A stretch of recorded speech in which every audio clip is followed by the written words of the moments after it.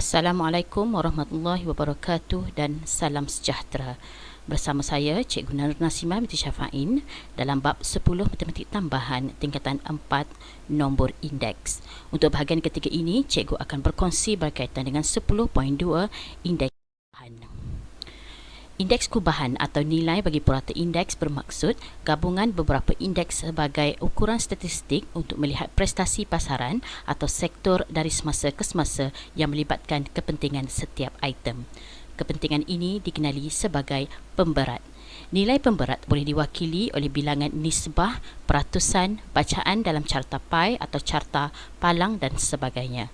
Secara amnya, rumus bagi indeks gubahan boleh ditulis sebagai indeks gubahan sama dengan jumlah pemberat darab nombor indeks bahagi jumlah pemberat. Mari kita lihat contoh soalan. Jadual menunjukkan indeks harga bagi 3 jenis minyak pada tahun 2008 berasaskan tahun 2006. Rajah menunjukkan sebuah carta pai yang mewakilkan kadar penggunaan minyak dalam sektor perkilangan. Hitung indeks gubahan bagi perbelanjaan minyak kilang tersebut pada tahun 2008 berasaskan tahun 2006. Sebelum menjawab soalan, terlebih dahulu kita akan menghitung pemberat bagi petrol. Jadi, petrol sama dengan 360 tolak 72 tolak 180 bersamaan dengan 108 darjah. 380 merujuk kepada jumlah penuh satu putaran lengkap bagi carta pai ini ya. Seterusnya, ingat kembali rumus indeks gubahan yang telah kita pelajari tadi. Okey, indeks gubahan sama dengan jumlah pemberat darab dengan nombor indeks bahagi dengan jumlah pemberatnya.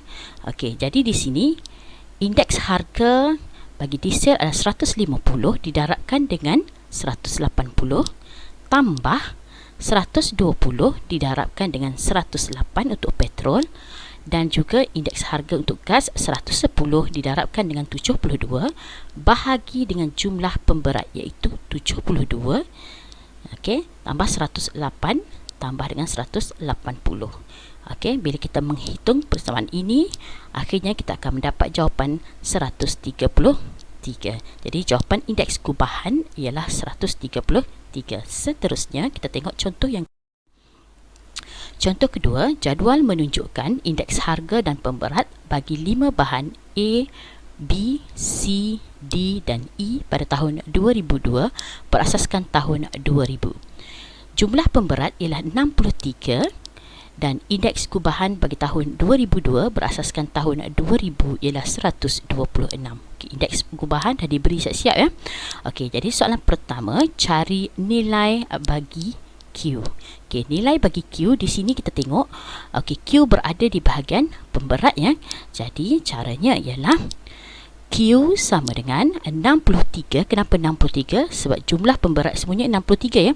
63 ditolak dengan 23 untuk A, 13 untuk B, ditolak dengan 9 untuk D dan 5 untuk E. So Q adalah 13.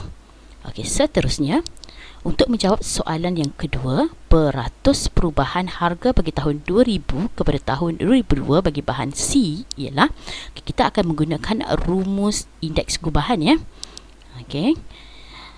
126 ialah indeks gubahan yang telah diberikan mengikut soalan ya. 126 sama dengan 132 didarab dengan 23 tambah 130 darab 13 tambah P. P kita tak tahu ya. P darab dengan 13 sebab Q tadi jawapannya adalah 13. 136 darab dengan 9, 106 didarab dengan 5 bahagi dengan jumlah pemberat iaitu 63. Okay, kita akan selesaikan persamaan ini. 126 sama dengan 6,480 tambah 13P bahagi 63. Okey, kita akan selesaikan 63 bawa ke sebelah kiri, dan apabila kita menghitung persamaan ini, kita akan dapat P sama dengan 112.15. Okey, 112.15. Jadi soalannya bukanlah dia tanya nilai P ya. Soalannya adalah hitung ataupun cari peratus perubahan harga Jadi maka peratus perubahan harga bagi tahun 2000 kepada tahun 2002 bagi bahan C ialah 112.15. Kita tolak dengan 100. Okey, hasilnya ialah 12.15%. Jadi itulah dia jawapan bagi peratus perubahan harga bagi tahun 2000 kepada tahun 2002 bagi bahan C. Okey, itu sahaja daripada Cik. Okey, anak-anak sekalian, mengetahui tidak cukup, kita mesti bertindak ya. Keinginan tidak cukup, kita mesti berusaha. Semoga bermanfaat untuk semua. Sekian, terima kasih.